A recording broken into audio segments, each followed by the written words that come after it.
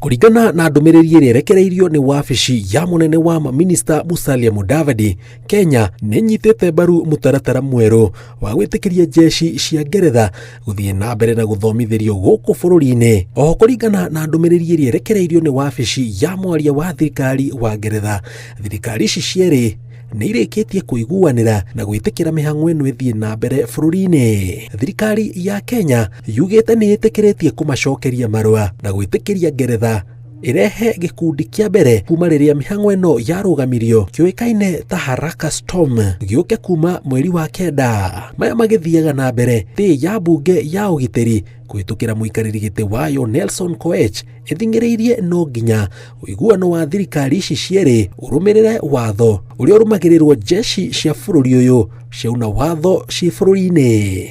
So unless the defense cooperation agreement between Kenya and the United Kingdom is signed, there is no way that the British Army can operate in Kenya. On what mechanism will they operate?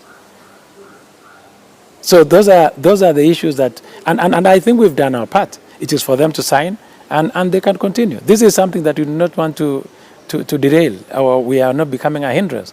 We are just simply putting a bit more of safeguard measures in our document, but we are not saying that. By the way, my committee also observed the good work that is being done by the British Army into the economy of the two counties, and even further, the contribution into the economy of this country. We never underscored that. We have said that they have done so much. We want them to stay. We do not want them to go. All we have done as Parliament is to put a bit of safeguards so that there is a bit more of accountability in how they operate in the country. Geri Fotera Inoro TV, Jetago Jenga, Wawabui.